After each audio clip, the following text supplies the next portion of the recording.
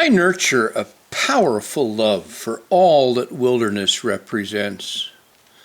Carrying all that I really need to exist for a few days in my backpack to become one with wildness rides on the very top of my list of good things to do. A bush plane would carry me and my backpack over the mountains and into the heart of the Arctic National Wildlife Refuge for a soft tundra tire landing in this ultimate wilderness. I left in May of 2017 from the Bushwhack Alaska camp in Wiseman in a spiffy P-7 Piper owned and piloted by Luke Terrell. Of the dozens of small plane pilots who have taken me into wild places, my confidence in Luke's meticulous preparation, attention to detail, and flying skill reigns supreme.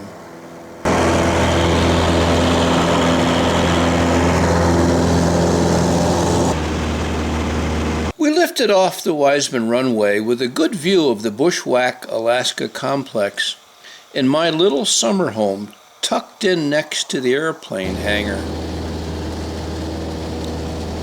The town of Wiseman, with a current year-round population of 14, sported more than 50 log cabins during the gold mining boom around the turn of the last century. The Alaska Pipeline passes by Wiseman along the Koyukuk River Valley. Flying north and east leaves all evidence of human disturbance far behind. Luke selected as our destination a valley he suspected might have a gravel bar suitable for landing.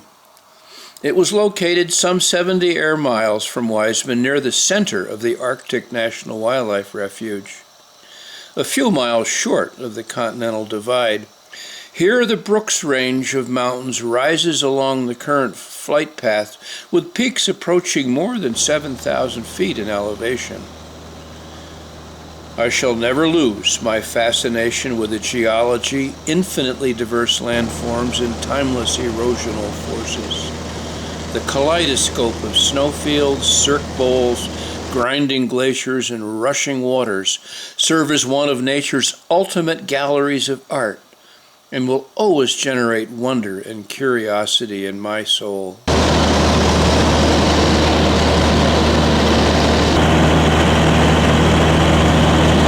In the sub-zero temperatures of the Arctic winter, river channels freeze to the bottom and force the still-flowing water to spread outward. This water often freezes into thick masses in what is called overice.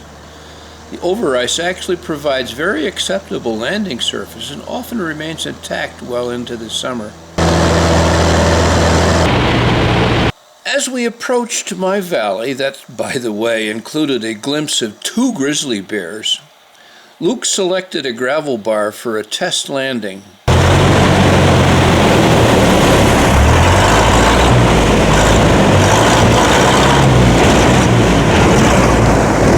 He eased the P-7 down and touched the ground, but did not lose airspeed.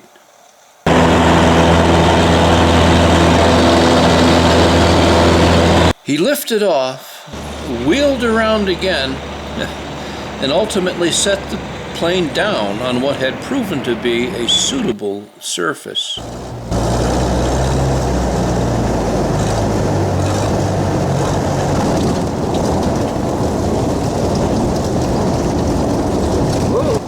The tundra tires, with only a few pounds of air pressure, handled what appeared to me to be a small boulder field with delightful smoothness.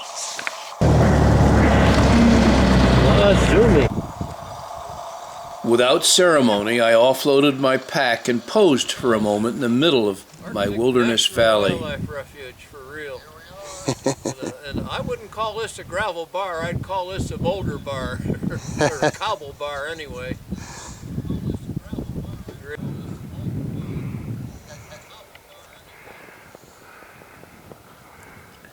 Luke took the time he needed to check the landing and takeoff surfaces. He would, I hoped, be returning to pick me up in a few days and wished to avoid any surprises in subsequent trips.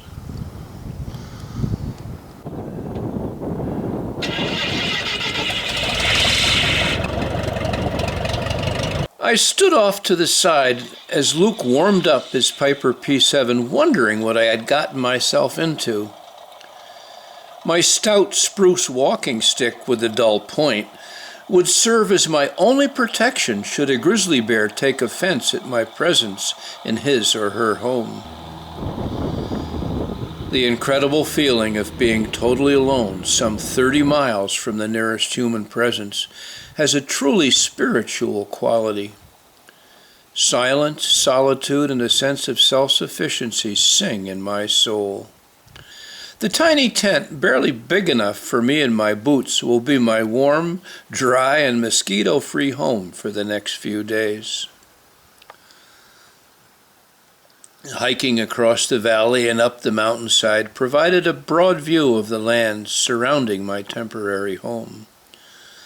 The grand scale of distant horizons always creates in me a sense of smallness, humility, and insignificance.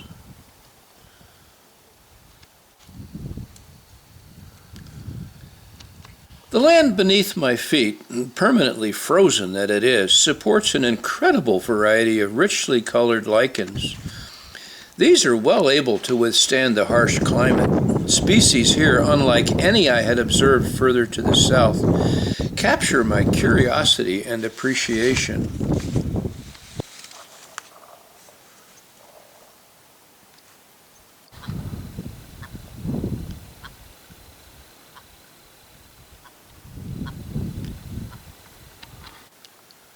Ptarmigan served as my constant companions on this journey.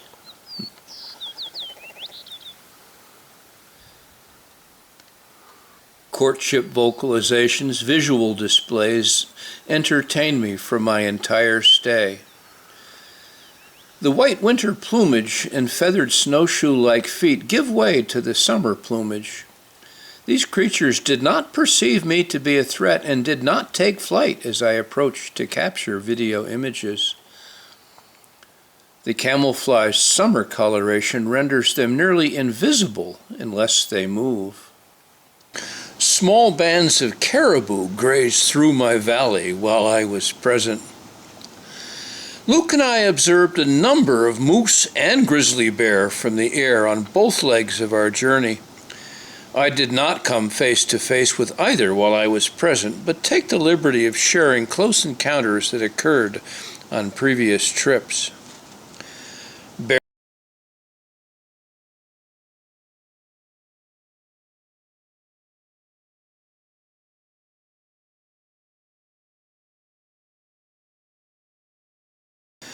Bears aside, my passion for journalizing remains an ongoing activity. Reflecting upon my existence and my experiences causes me to better appreciate the gift of life. I find great joy in crafting words with an ink pen on paper. The physical journal books themselves represent one of my greatest treasures. However imperfect the words might be, reading an entry made 20 years ago triggers vivid memories that otherwise would be completely lost. To know that wild places exist where natural systems thrive, conditioned only by unaltered processes, is sufficient justification to set them aside as permanent reference points. To enter such a place with reverence and respect, simply to be with and to maintain wildness, provides powerful inspiration to preserve such places as they have existed since the beginning of time. A small fire nestled between igneous stones serves to heat water for coffee and cocoa. Hot water only is needed to convert delicious freeze-dried foods into excellent meals. As the sun sets here in mid-May, the sky retains enough cold to ensure some additional snowfall and sub-freezing temperatures. Good winter clothing, a tight little tent, and a warm sleeping bag provide complete comfort. The days pass too quickly. The morning comes and I must prepare for the arrival of Luke's P7. Certainly travel into wild places by bush plane is not quite the same as overland travel on foot. But for me, given my future commitments, this was the only way I could realize this particular experience. Rain fell through the night and into the morning. The peaks became obscured by lowering cloud cover, and for a time I felt Luke would not be able to reach me under these current conditions, and prepared mentally to extend my stay as necessary.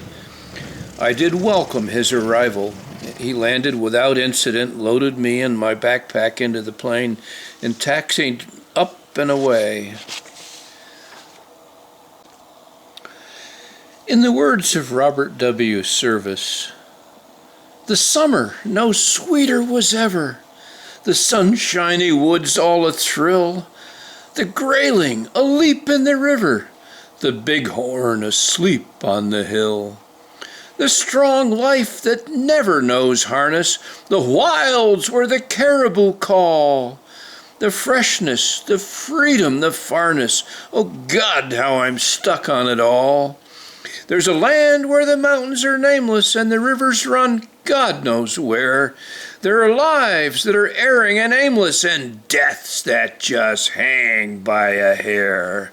There are hardships that nobody reckons. There are valleys unpeopled and still. There's the land, and it beckons and beckons. I want to go back, and I will." Today, less than 0.5% of Alaskan lands are developed. For many backcountry Alaskans, bush plane is the only way of life. Between the refuge and the town of Wiseman, the Chandelar Lake area represents one of the very few places where private holdings and commercial sportsman lodges exist. As we approach the Koyukuk River Valley, the Alaska Pipeline reminds us of another world. The world that now includes nearly 7 billion human beings, more than half of whom live in urban environments, and all of whom require energy and the full range of resources to survive. Acknowledge I must my very good fortune to have earned the opportunity to spend time in such remote, uncongested, and peaceful environments. Looking down upon the Bushwhack Alaska camp from the flanks of the Kalabook Mountain give me a sense of pride and a feeling of home. I have dedicated part of every summer here since 2011, building guest cabins and incrementally improving my own retirement getaway. I have come to cherish even more the unspoiled remoteness which exists so close at hand.